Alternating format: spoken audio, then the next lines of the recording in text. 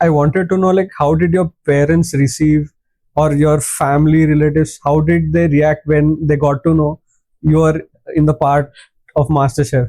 Okay, I will tell you something very controversial. Yeah, Okay. extremely controversial. Can you tell me one story? Okay, this is very embarrassing. It's okay. This is We would extremely love to embarrassing. hear, yeah. A lot of people don't know about this. I played national as well. I was gold medalist. Wow. I am. Even this is a surprise.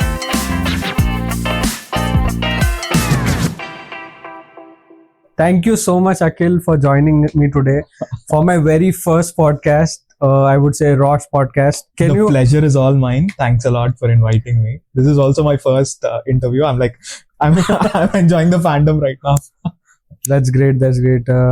So just for the audience, can you just share something about yourself? Like, Okay. or before that, can you just tell me how was your experience with MasterChef India Telugu? Like, Oh my God.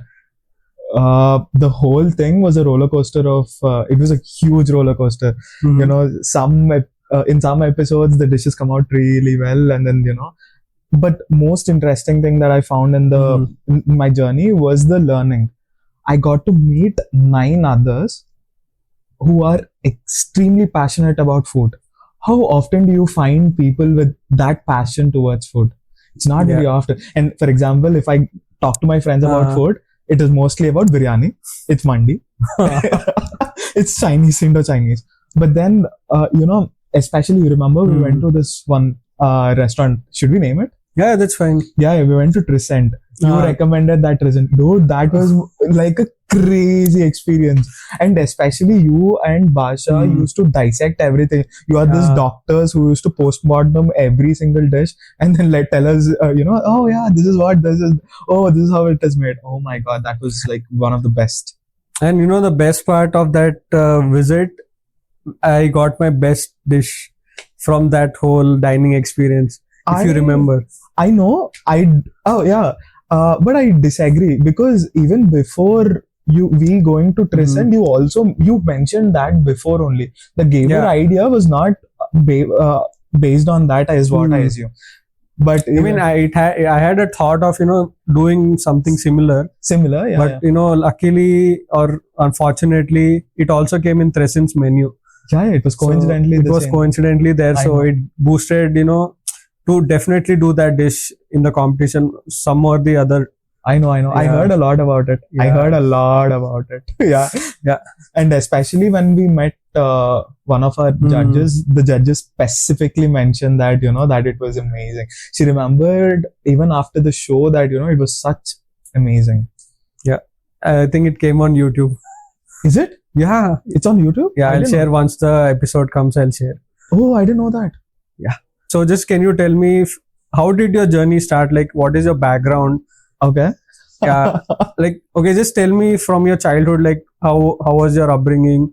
My upbringing? Okay. And from where did you come? Okay. Long story. Like it's a huge story. Yeah, I'll keep it extremely short. Okay. I'm a Hyderabadi, born, brought up, lived everything in Hyderabad. Schooling in Hyderabad, then +1, +2. Which school? Oh, I'm a Depsite. I studied in DPS and then KKR. I have changed so many schools. I'm this naughty kid at home that who never studied in his whole. Who was this super naughty, but then this kid used to concentrate only on a couple of things like studies decently. Okay. He was okay. He was. I'm talking about myself. I'm in third person. Yeah. So I was also a chess player. Oh, a lot of people don't know about this. I played national as well. Damn, seriously? Yeah, nobody knows this. I'm telling you. Okay. And then I represented my school as well, like a lot of times. I'm not a rated player, but then my brother and I both up. What does rated mean? So you get FIDE as a rating club. Okay. The grandmasters, they call them grandmasters, international masters and all. Yeah. Like that, they give ratings. If you have this kind of rating, then you are called a grandmaster. So there is different ratings. And then I'm not a rated player or anything, but then we played. I represented school. I represented a lot of even Hyderabad. Yeah. Not Hyderabad. You don't represent Hyderabad. Okay. Not exactly. Telangana. You play in Telangana. You play in the state level and the national level, where people from other states also come and compete with you. So you represent Telangana on national level. Not exactly. It doesn't work as Means you have to represent some state, right? Or Andhra Pradesh. Not exactly. Like obviously, it is more individual than state-wise or this one. And then I changed a lot of schools because I was a tough kid. Oh, okay. I feel bad for my parents. What would you do? Like, what do you mean by tough kid? The thing is, my definition of naughtiness, my parents' definition of naughtiness is different. Where I was this hyperactive kid who used to roam around everywhere. We used to do all sort of things. That kind of naughtiness, but then nothing harmful to anybody or anything. There are stories like, and then there is a scale. Can you tell me one story? Okay, this is very embarrassing. It's okay. This is extremely embarrassing. Hear, yeah. Okay. So there is this my aunt told me recently. I didn't know about this. I genuinely don't remember. Okay. This. So in my childhood, after you remember in Ganesh Chaturthi, they do the the puja, and after the puja they have Mahanaivedyam, where the whole bhog will be there. Yeah. So my grandfather went to get the bhog where my grandmom was making it. So by the time he got the bhog, I took the Ganesh and then I took him at so there used to be veranda, and then there used to be a backyard in the old houses. Okay. So there is a backyard, and then I took it to the backyard. And then I started doing my own puja, my own set of puja. Okay. My grandfather flipped it. He's like, where the god is? Where did the god go? He didn't understand. Crazy. Yeah, this is like, he didn't understand where did the god go. And then he is this extremely religious and, is the spiritual guy with a lot of rules and regulations. And then God missing right in front of him. He was pissed. He was pissed to the next level, and then he had to look for it was a humongous house, so he had to he roamed, he checked everywhere, and then he finally found me in the backyard praying. And then he started shouting. Apparently I don't even remember this. My aunt came for the rescue, and then she was like, Dad, listen, he's a kid, what will he know? And then I didn't even care that he scolded me. I was like, I got him this idol back, and then I started roaming around and then playing again. I'm that kind of kid who never cared about anything. So interesting. Yeah. On the naughtiness scale, mine is on the and Akhil is the benchmark. So any incident from the school? School, not that I can tell on podcast, but then after the show, anything small. Which nothing interesting. Interesting. Too interesting, but not on the podcast. Hey, come on. The viewers would want to know. Yeah. Next question, please. Okay. Yeah. So from school, +1, +2. Yeah, I did my +1, +2, and then I don't know if you can relate to this, but like a typical Telugu guy, it was either MBBS or this one, and IIT, and I got into Sri Chaitanya. It's either Sri Chaitanya, Narayana, or the famous one. So you're from Sri Chaitanya? I'm from Sri Chaitanya. So you know NRI? Yeah, NRI, obviously. Yeah, NRI is so one. Actually there was a new branch starting at my place, so I joined NRI. Oh, is it? Yeah. Oh, nice. So apparently 2 years just took off somehow. I still cannot understand how those 2 years went. That was a snap of a finger, but painful. Why? Dude, long hours of studies and then strict rules. Parents also sacrifice a lot. They are like, they don't go to functions, they don't go anywhere. They're like, my son is. It's like, it's not like I'm alone studying for it. It's like the whole family studying together for one exam. It felt like that. And then I did civil engineering. My dad is a civil engineer. Oh, okay. I took civil engineering in my bachelor's. Where was that? In Geetham. Geetham's. Yeah. Okay. And then I graduated from Geetham. I was gold medalist. What? Yeah. I am. Even this is a surprise. There's so many things you didn't share with us. Yeah. This is for you, man. This is for you. The thing is, my dad is a civil engineer, so every day when I go back home, he used to ask, what did the lecturers teach you? And then he remembers everything, dude. What do? I had to study. I didn't have a choice, because as soon as I come back home, he's like, what did they teach you? And then I tell him this. Oh, did they teach you this? So I had to listen to the classes also. It was not like I could bunk them or anything. And then and I really liked civil engineering, so it was okay. Yeah, actually, I would say you're very lucky. Yeah. Having a civil engineer father. Yeah. That honestly, I will dedicate it to my parents. The reason is, especially my dad, because there was this one exam I was about to flunk. I swear to God, I was so scared. So that day morning, early in the morning, I woke him up at 6:30 or 6:30. I don't remember what time exactly. And then he put his phone on silent, and then he sat with me for 3 hours. 3 hours straight, and then helped me with that particular subject. Dude, I scored so well. You won't believe how well I scored. I didn't believe that score. I was like, did I get that score? I checked it twice.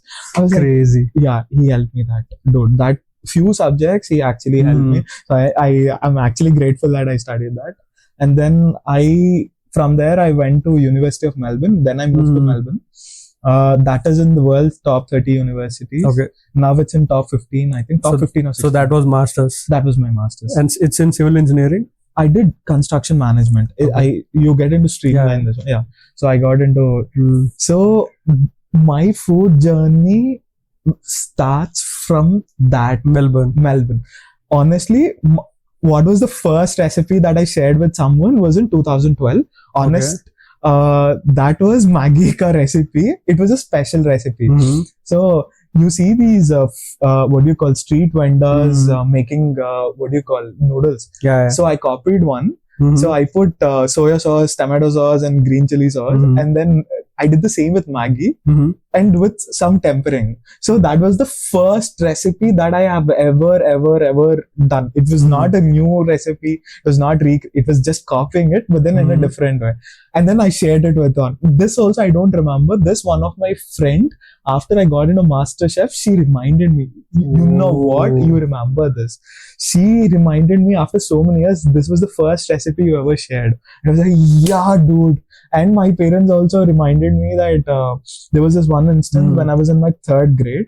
This was back in 2004, I guess. Okay. So I made tea. That was the first memory of them. For them, you working with food. Yeah, me working with food. My earliest memory would be making, snacks at home. Do you remember? Those days, mums and grandmoms used to make huge bulk quantities of snacks. So my mom used to make those snacks. I mean, what kind of snacks were there? Bundi ka laddu. And then there is this Pindi vantakalu. Okay. Gavalu ane okati untundi. So those ones, that is, and at my house, chekkalu are very special, dude. My mom makes amazing chekkalu. Crazy. They are yum. She gets it right, dude. And then they're very thin. It's not extremely thin also, not the not like the regular ones, but finer than that, but then very tasty, dude. She makes amazing ones. I tried replicating it a lot. Off the record, I did that in MasterChef auditions also, one of the auditions. How did it turn out? Not as good as my mom's. The thing is, when your mom is around, I don't know, for some reason the dishes come right. Either I'm too scared of her, or for some reason the dish came out really well at home. But then I cannot say the same about the auditions. It was good on. Okay. And but by the way, how did the Maggi turn out? Maggi? Maggi was nice. Yeah, I mean, your friend reminded you, right? Like, did she tell how was the Maggi when you made it the first time? She tried it. She tried it at home. The same recipe she tried. And then she liked it. That's how she remembers it. So will you be releasing that recipe anytime soon? Dude, it's not crazy recipe. You will laugh at me if I tell you that recipe. It is just, it is my first recipe. It's just that. I mean, I would want to know what was your first recipe and how did you do? That would be, people would be interested. You would totally judge me for that, okay? It's okay. Manam the tempering is there. Yeah. I put the tempering and then did Maggi on that with garlic and this one. It had jeera in it. It also had garlic. It had this one, Maggi, and then I put tomato sauce, soya sauce, and green chili sauce that you get, that, and a little bit of vinegar. That was my first, and it is nice. Trust me, I like it. Okay. You won't believe I made the exact same recipe last year. Are you serious? Yes. Are you serious? Exactly the same. Oh. I made it last year for my sister. She absolutely loved it.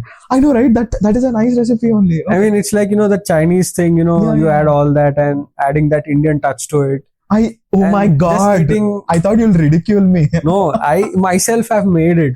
Not once, like couple of times. So it was inspired. It was inspired from upma. Exactly. Like Oh, is it? upma, Chinese, Upma those Chinese sauces and all. sauces and all. And yeah. then, just instead of rice or anything, add Maggi noodles. That's all. Absolutely, that is how I got the thought. Exactly how I thought about it. Crazy. That man. was one of the first recipes. Mm. But then during my engineering, I used to make salads because I didn't want to put on weight. Salads. That means that wasn't the first dish. No, after that, so 2012 was my +2. I did my +2 in 2012, and then So Maggie was in Melbourne. no, Maggie was in before Melbourne. Oh, okay. My Maggie bad. was in 2012. 2012. I was thinking Melbourne. No. Okay. I went to Melbourne in 2018. Okay. So that was not the first recipe. This happened way before that. Way before. In engineering, it was mostly salads. In diet, huh? Diet, exactly, diet, and Subway is expensive, man. Subway is expensive, so you might as well do it at home with the similar ingredients, and then you get almost everything. So mostly it was salads, wraps, that kind of things. But then the second I had to move to Melbourne, I took a crash course from my mom. Okay. That was a crash course. Okay. So I literally used to help her every single day before going there. She gave me a crash course for 1-2 months. I don't remember exactly. And she threw me out of the kitchen once. Yeah, dude, it is extremely difficult to cook with my mom. She has a mild level OCD. I mean, I hope she doesn't watch this. I'll tell you one disclaimer. Yeah, it's just not your mom. It's almost every Indian mom. Okay. She would want her kitchen to be exactly how she does. Exactly.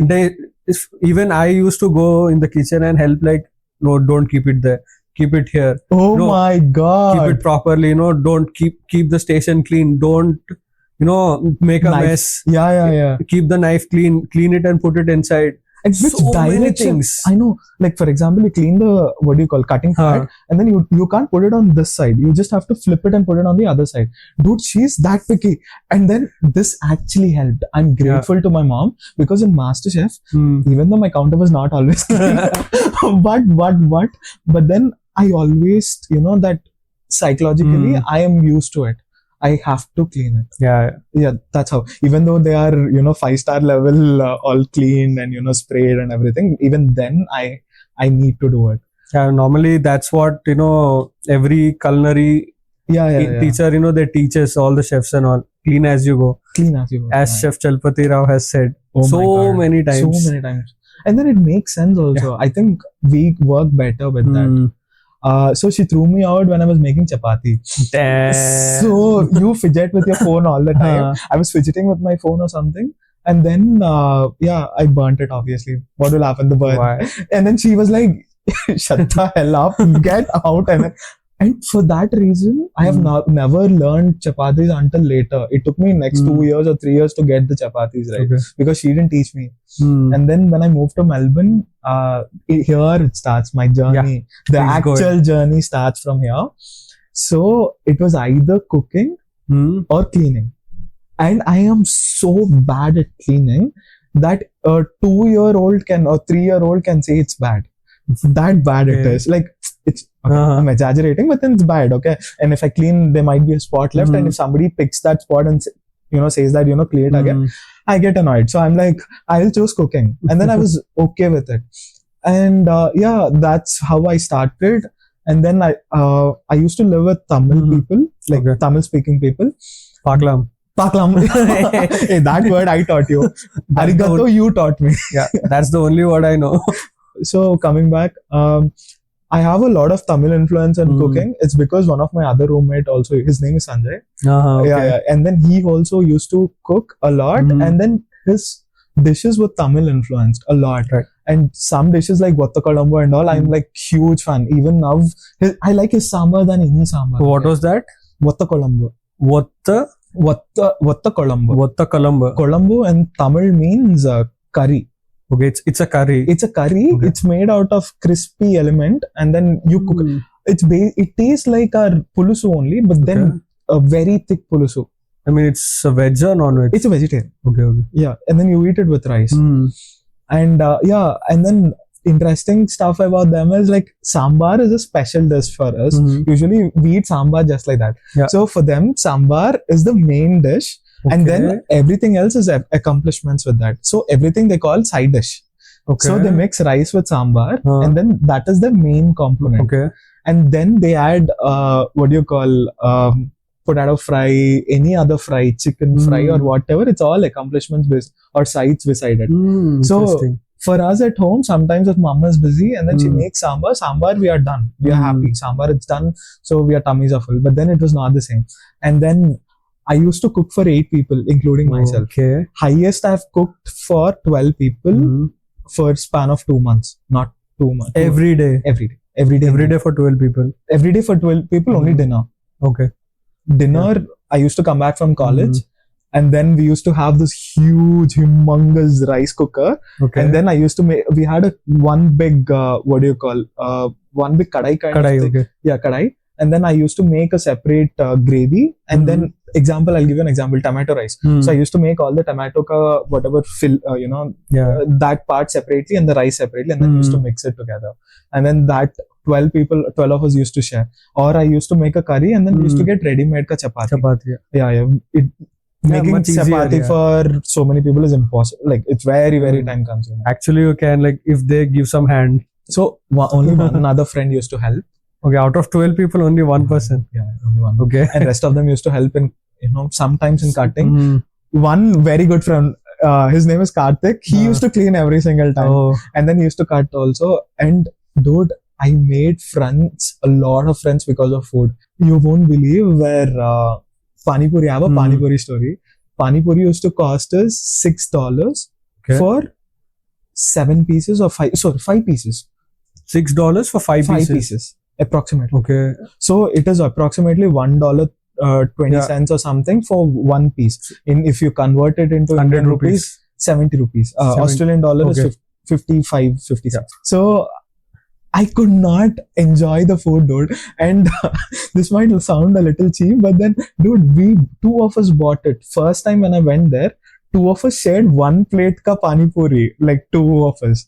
That was that expensive. So I was like, I can't deal with this, and pani puri is my staple diet. It's a part of my diet every week. I need to have pani puri. Without pani puri, I can't survive. Yeah. So, and then I made it at home, and then it is a huge hit, dude. It turned out so well. I remember this. Sanjay, one roommate, made the Tamil guy. Yeah. He made tamarind ki chutney. That proper tamarind and sweet. It was amazing. And then I made the potato filling and all. It took very less time. And it was very nice. People used to come just to eat that, dude, because it was very expensive outside. Yeah, exactly. Yeah, they were like, I'm getting good food, and then I was like, please come over, and then I made friends like that. And then everybody wanted to be my roommate because they used to get good food, and I was like enjoying the fandom there. But I dedicate my food journey to my mom. Obviously, she taught me first, but mostly to my roommates because they have survived my cooking for so long. With them I stayed for around 2 years. 2 years. Yeah, 2 years. We used to make Tamil, Telugu food, nice Indo-Chinese and all of that. And then moved in with Telugu people, my cousin and few other friends. There I have tried all sort of new recipes. Remember, even in the live that we did, I also mentioned this. I got them addicted to bubble tea. Yeah, boba tea. And even I made you try bubble tea, I guess. No? It's not bad, like it's good, but not a big fan. It's an acquired taste. My classmates, they were people from China who used to drink that a lot. Looking at them drink that every single day, I got used to it. I was like, what is this drink that they drink every single day? And then they carry it throughout the campus. They just carry it like that. After looking at it for so long, so many times, I just got, I should try it. And then I used to try it once in a while, and then I got addicted. But have you asked them anytime, like, why are they so addicted to bubble tea and all? Yeah. So in the lot of Chinese, when they have food, if you observe, they have a lot of tea as well with that. Yeah. They are addicted to tea. And then I have seen a lot of Chinese where they bring a big flask of green tea, But then the dilution is a lot. The way we drink green tea and the way they drink green tea, there is a small difference that I've observed that they dilute it more than we do, and then they drink it throughout the day. It's a part of their diet.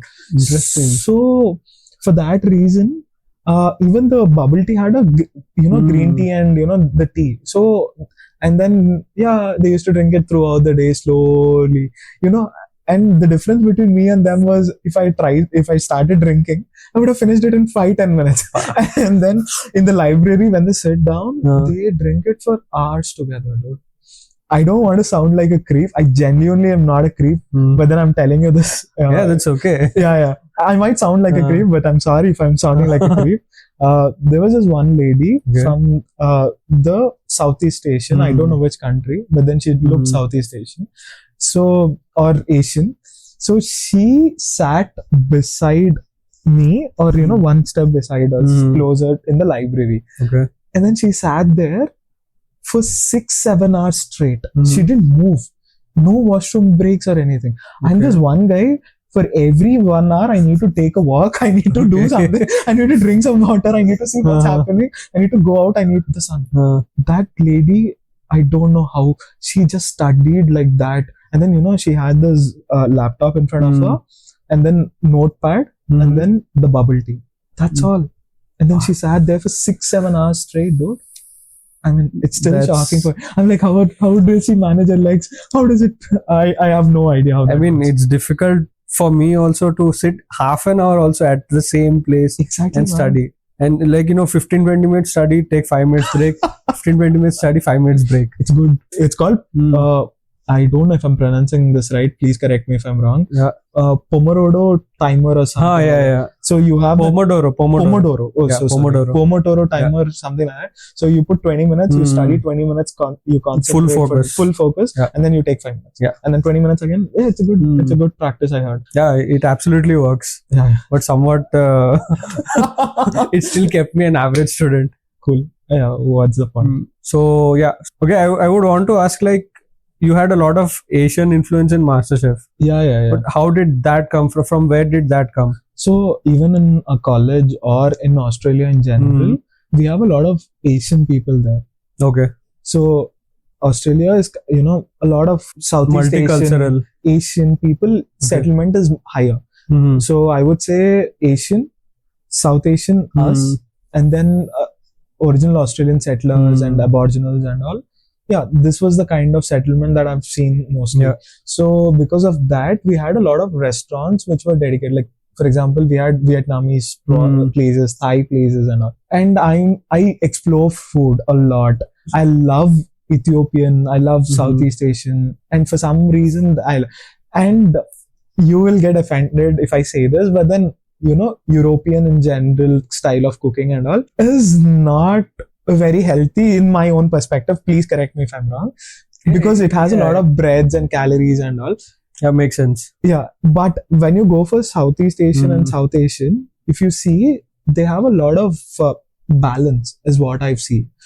I might be terribly wrong here. No, absolutely, they focus more on having that total balance. Correct. I mean, not just focusing on just the bread and some accompaniments. Yes. They want everything.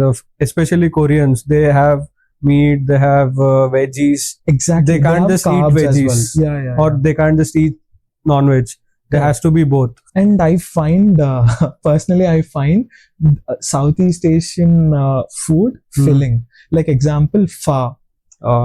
Dude, I love pho so much. And then if you want to go on diet, I seriously would recommend just go on pho. I mean, seriously, man, imagine you have rice noodles. You just have rice noodles. And then you have a broth. And then boiled vegetables. And then your tummy is so full after that. It stays full for 2-3 hours, dude. And then the broth is also healthy. But then I feel the salt content is a little high because of the flavoring and all. I find the salt content to go a little. I guess it depends on place to place. But when you said pho, it reminded me of my travel at Singapore. Okay. So I had my first pho over there. I was absolutely blown away. I mean, it was just a clear broth and some chicken pieces and noodles. But every bite I was taking, every soup I was drinking, every spoon, like from where did the flavor is coming? I know. It's just a clear water. Exactly. So what are you up to these days? And after Melbourne, what have you been doing? Okay, after Melbourne, I moved back to India in 2021. I've been working for my father since then. Yeah. Lucky, yeah. Lucky. Yeah. Off the record, one of the things that I've said on MasterChef was that my salary didn't increase in past 2 years. That's one of the reasons why I was looking for a career change. Oh. But then, yeah, the salary is good now. Okay. He has increased it. Great. Yeah. So, any hobbies apart from, your daily job? I am into photography. I love photography. Damn. So, one of the reasons I got into photography was because of food. Okay. Yeah, because after you cook that dish, after you make something, you like to click the picture for you to, remember it.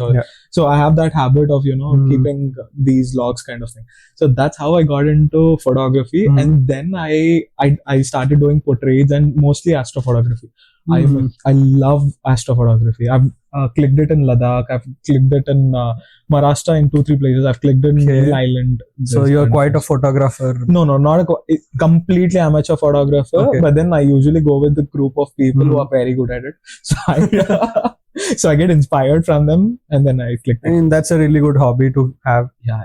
One of the reasons I like food and photography, it's because it's something that you can control if you know it properly. You have that chance to control it. Right. So that's something that I really love about both of them. Great. So coming to MasterChef. Okay.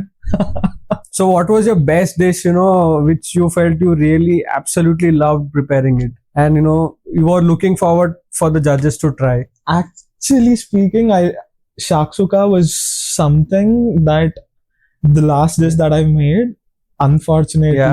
Okay. That was something that was actually, waiting for the judges' compliments, because personally, that was one of, it's a different fusion that usually what I do. Like, it's a completely different fusion than I usually do. It's because when I mix two cuisines, I make sure that there is some similarities. But then these two cuisines were they're from two corners of the world. So, and then I tried doing, so I was quite, and then interesting one, I would say, even pina colada ka dish, I was really, I was, okay, you know this. I mean, you were very unsure, like how the judges will receive it. Exactly. Whether it will be good or not.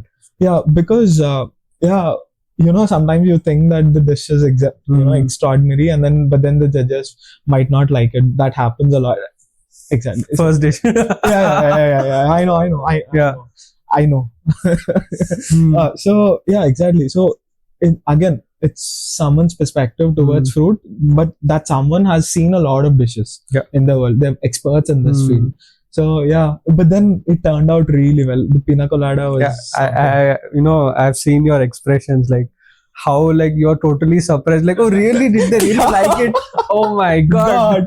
Exactly. I was like, yeah, like, are you serious? Dude, one of the things that, I dreamt about during the shoot and everything, I had a bad dream. I had a nightmare. Oh. About Gordon Ramsay, unfortunately. So, So, in one of the MasterChef, I'm pretty sure it was MasterChef. So, Gordon Ramsay takes the dish and puts it in the dustbin. Yeah. And Hell's Kitchen. Yeah. Was that in Hell's Kitchen or MasterChef? I don't know. Gordon Ramsay, I believe he never done it. Probably Hell's Kitchen. Hell's Kitchen he has done. Yeah. So, in one of the places, and even in MasterChef, one of the judges have done that before, where they take the complete plate and then put in. So I dreamt about Gordon Ramsay putting it in the dustbin. So that is like something which I was very worried about. If it's undercooked or something, God forbid, and then you serve it to the judges, they would be pissed. Exactly. So yeah, one thing I wanted to know, like, how did your parents receive, or your family relatives, how did they react when they got to know you are in the part of MasterChef? Okay, I will tell you something very controversial. Yeah, okay. Extremely controversial. Nobody's inviting me. I love controversies. Yeah. Nobody's inviting me home right now. No one is inviting me home right now. They're like, we don't want to cook for you. They're scared. Why? Because somebody was gone to MasterChef, and then if they were to cook for me, I might or might not like it, is what they feel. It's actually true. They're like, yeah, either you cook or we'll order. Okay, they will not cook for you. They will not cook for me anymore.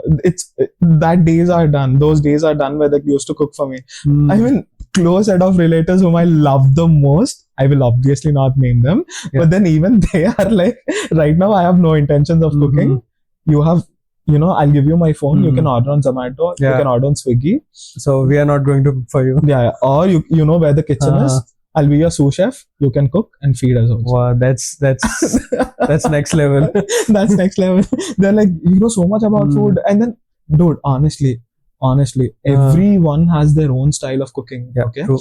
And like, for example, if I go to my aunt has her own, touch to food. My grandmom on the mother's side is an other level cook, dude. She does not taste before serving it. She knows exactly how much salt to, put it in. Through smell or, through instinct. And then she gets it right every single time, dude. It's never salty. Dude, if I have to do it, half of the sink is about spoons and all. I had to keep on tasting. I keep on tasting it. That's how I cook. Yeah. But then my grandmom doesn't have to. So yeah, and everyone, that you meet, in terms of cooking, you will have some or the other thing to learn. If they know how to cook, yeah, definitely. Yeah, they might be. They don't need to be a Michelin star chef, or they don't have to be a trained chef. Even a home chef, any home chef, whether it's your mom, whether it's your sister, whether it's your aunt, uncle, everyone has their touch. Everyone has the signature dishes. If they know cooking, True. You can learn something or the other. And I love their food now. They don't want to feed me. I'm like, I'm sad. That's now. so sad. I'm so sad right now. I'm like, I don't mind. You can feed me. They're like, no, we don't want to feed you anymore. Yeah. I mean, apart from relatives, like, what was your reaction of your mom and dad and your brother? My brother, I guess he would have been excited. He is excited, dude. He has, installed Instagram only for me. That's how much. He doesn't like Instagram. He does. So he's like, I want to see your reels and everything, and then I want to see you on MasterChef, those bits and everything. That's the reason why he has installed MasterChef, and he has posted his first post on WhatsApp and on his stories is about me only. He has never ever done that before. And mom and dad, they loved it. I mean, obviously, it's quite cool to see a kid there. Yeah, on television. Who would not want to do that? Yeah. And boast about it. See, my kid is on TV. Yeah. And they have their own take on the show. They'll have their own judgment. That's okay. That's fine. They're like, you could have been a little calmer. I tried telling them, Dad, out of all the people in the world, I am not tensed. That I am putting in my 100%. That's how I look when I'm putting. Only when the judges are tasting my food, that's when I'm scared. When I'm cooking, I am not tensed. I am involved. That's how I look when I'm involved. And people don't understand that. Yeah, obviously through face feelings. When when you're serious, also you look the same, and then when you're tense, also you almost look the same. Either look the same in both the cases. So that's why people misunderstand. Yeah. But then when, especially in the Pina Colada one, dude, I had goosebumps. I can't tell you. I literally had goosebumps. I was like, goosebumps, go. Let's clear out the goosebumps. That was crazy. That was nice. Yeah. So, and one more thing. So in MasterChef, whom you really looked on to as a co-contestant or favorite co-contestant, you can say. Okay. I'm not playing it safe. I'm honestly not playing it safe at all. Okay. But I learned this. I posted a story about you guys, if you remember. Dude, I've learned a lot from each one of you. Like, name anybody, I've learned something or the other from you. So I cannot specifically say, that this is the best contestant. Like, for example, I'm giving you. When I speak to you, you are a walking encyclopedia. I actually named you walking encyclopedia. I mean, no offense. My brother and all know you as walking encyclopedia. The knowledge about food, your knowledge about food and everything. I still have so much to learn. Yeah, you don't have to be modest about it. Dude, if somebody were to, keep that exam of, having the food knowledge, I'm sure you'll fly, you'll pass it with flying colors. I bet my life on it. that is something that, and then that your zeal about learning new stuff, you keep reading about food and all, something that I really admire about you. Again, Basha is another, like, even similar, this I've seen in both your cases, where, when you even hold a knife, you respect that knife as well. You don't put it on the floor, or you don't put it, you're so careful about your things. And then even with him, he doesn't speak a lot in terms of food and all with us, but then his also knowledge is very deep, and then he has that hand of ease of doing things, like he does it with an ease. When he cooks, it's very easy stuff. It looks calm, and he's like that, doing this, keep this aside, take this. Ravi, on the other hand, if I can make 7 elements in 1 hour, he will do 10 or 11 elements for sure, like, without breaking a sweat. But then he moves around a lot, and then, dude, look at him, dude. He dances, he does everything. So you can be a multitasker is something that I've learned from Ravi. Raga, oh my God, she's like my elder sister. So she's younger to me, and I still call her Akka, because the way she talks and how mature she is about life. And then even with food, she has chicken, I've learned from her. I'm a vegetarian. So chicken, she actually taught me. Akhil, she's very good at cooking chicken. Okay? That's because her go-to is chicken. So I learned it from her. She taught me chicken. And then even, she stays calm. Even during the auditions, this is not shown in any of the episodes. During the auditions, we were sharing at the same table.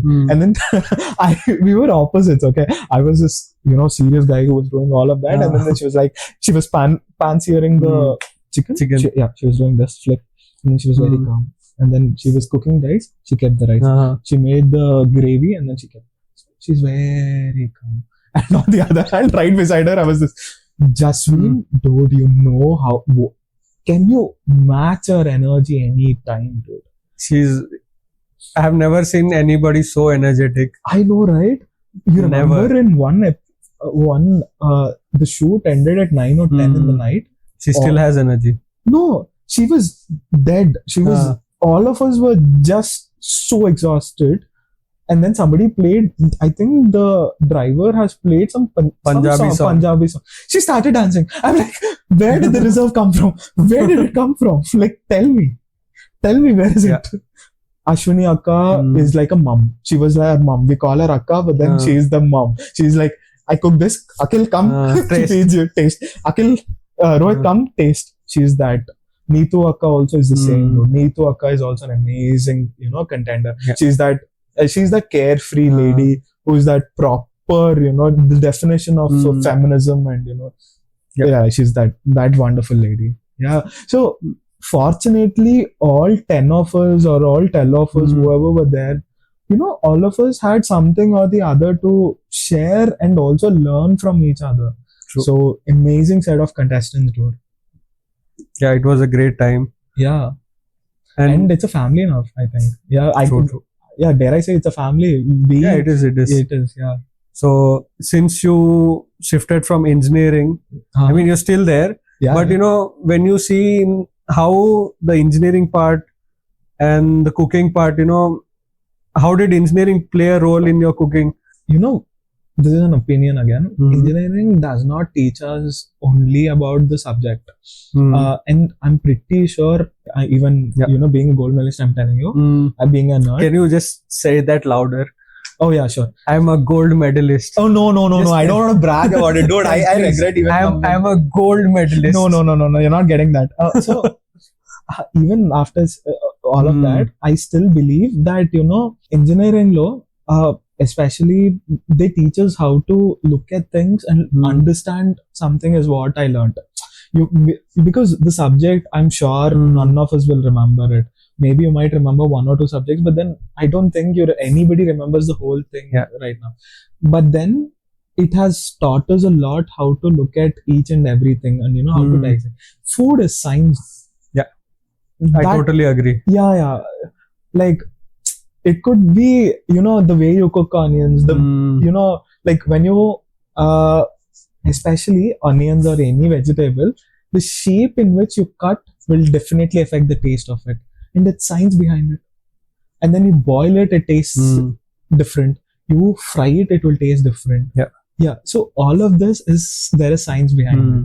And then it's easier for somebody from the engineering background to dissect it and understand it from the core level. Like when you know, we see it like, you know, okay, what happened? What's happening? Okay, this is happening. Okay, the reason behind this kind of reaction is happening. Oh, okay, this is how it is working out.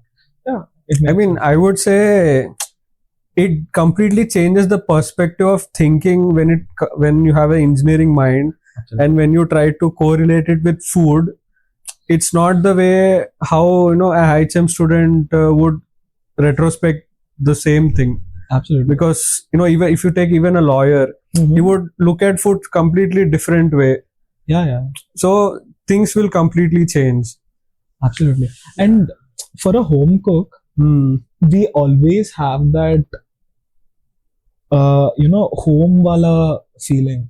Whenever you make a dish, you always, especially in most of my dishes, I have kept something which reminds me of home. Like for example, when I even made kevadachi, I made sure there was a element which was something people could relate.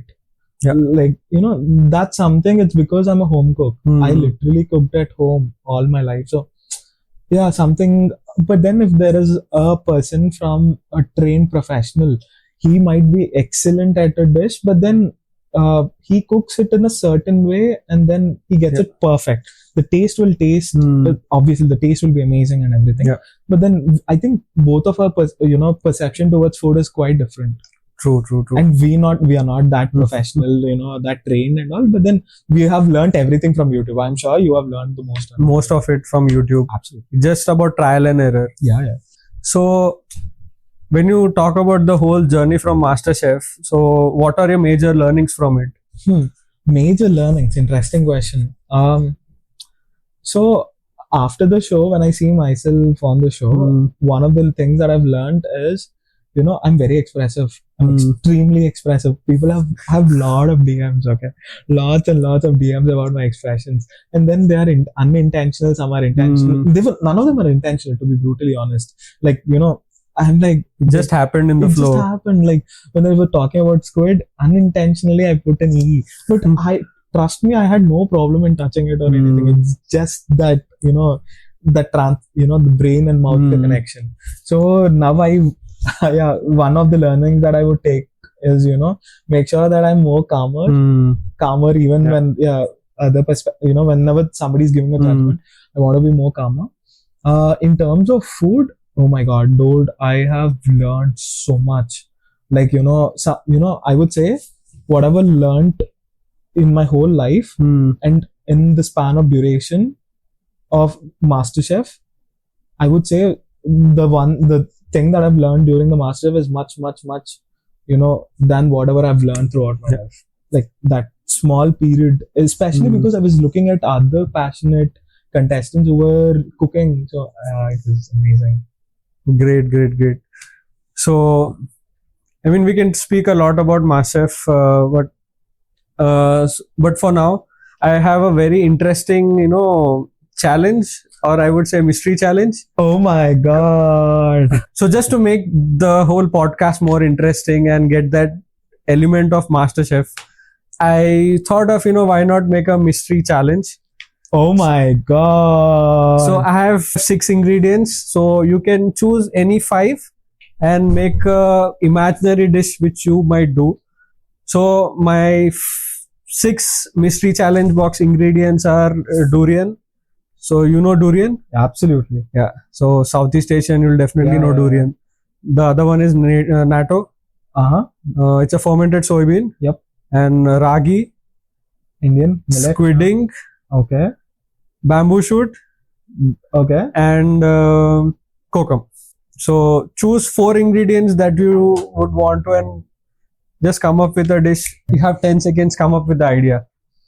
Okay. This is my, like, 10 seconds is a very, you know, very short period to think about something very interesting like this. So I would make a rice crisp. I'll make a roti with ragi. Okay. And then it's basically like a burrito. Yeah, so burrito ragi ka base, Okay. and then I would use the soya bean, the natto as the filling part of it. The protein part will be that, and the durian is, since it's a very very very strong thing, I will use minimal of it, and then I want to make a sauce of durian.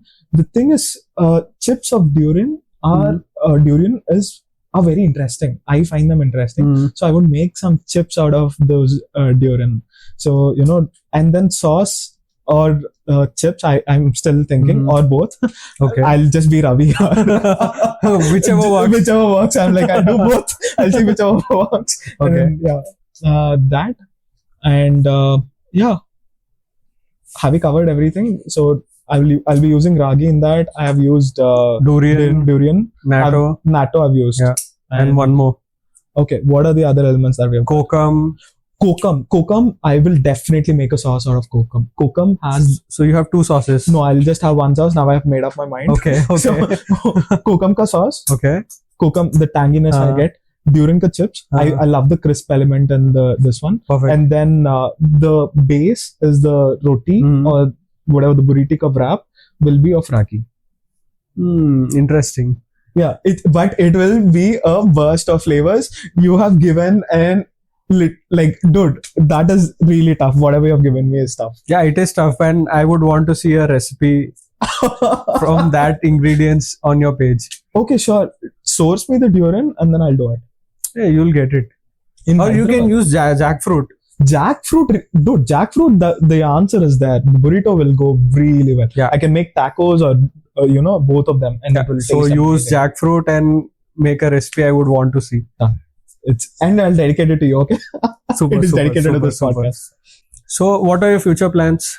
I mean, after MasterChef, so what is your next plan of action? Future plans after MasterChef? Oh my god, interesting question. So I want to lose everything that I've got on MasterChef. I've got a lot of... I'm sure you can relate, dude. Remember the first episode or the tasting that we went, the first initial auditions ka, and then the final one, dude, I look like a pig. I have gained so much. All of us have gained weight. Yeah, so I am trying to lose that weight. That is one future plan I've got. And something that I've observed is I have a lot to learn. So right now I want to concentrate on the learning part and also share the learning part with the YouTube or through YouTube or Instagram or whatever, and then take it on from there. Any plan for restaurants someday? Someday, for sure. Someday, one day. I would definitely want to join. What would that be? Like, what restaurant will that be? So if I ever were to open a restaurant, I want to open a fusion restaurant. A simple cafe, but with good fusion recipes. Quite simple, which people can relate to, but with 2 or 3 cuisines mixed without disrespecting any cuisine. That is something that I've understood, that not to disrespect any authentic recipes. Yeah, fair enough.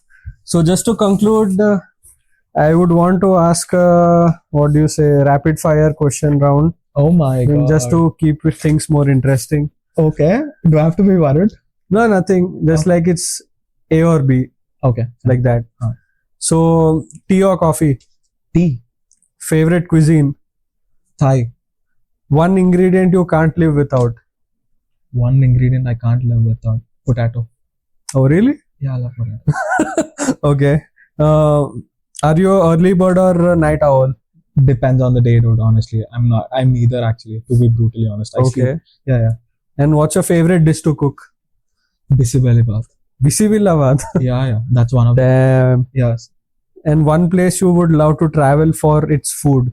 I genuinely cannot answer that. Every place I want to go, I want to explore the food. But Thailand is one thing that I've never been to, and then obviously I love Thai. So I want to do that. So you've never been to Thai and you love Thai food? Yeah. So we used to go to Thai restaurants, and then I had people from Thailand. I learned recipes from the Thai friends of mine. Okay. And then Vietnamese friends. The dumplings that they cooked and all, they used to show me how they folded it also. That's how I learned from. Super. And one word to describe your experience on MasterChef? Oh my god, amazing. Amazing is the word that I would use. I will never forget it, dude. Even like what do you call, even if I get dementia, God forbid, or Alzheimer's, God forbid, I will never forget this journey. Even like, yeah, it was just amazing. Don't you agree? It's like a once in a lifetime experience. Yeah, man. Like, you can't pay any amount to get this kind of experience. And that, I mean, how often do I meet people like you, man? Yeah, true. And one last final question. What's your favorite quick meal to prepare at home? Khichdi. Khichdi. Damn, I'm with you. Yeah, khichdi is that. Love it. Any day. Perfect. Hot summer, cold evening, whatever, you're upset, you're sad, it's raining, everything. It is perfect. Thank you so much, bro. It was a wonderful session, a wonderful first session, I would say. And, you know, I'm pretty sure a lot of people who are following you will definitely get to know your other side of cooking, like know you as a real person, what else you have been doing and what are you up to. It's such an honor to have you here, and I'm really looking forward to much more things in the future with you. Bro, I would say thanks a lot for inviting me. I'm your first host. I am really, really glad that the pleasure is all mine. Thank you so much.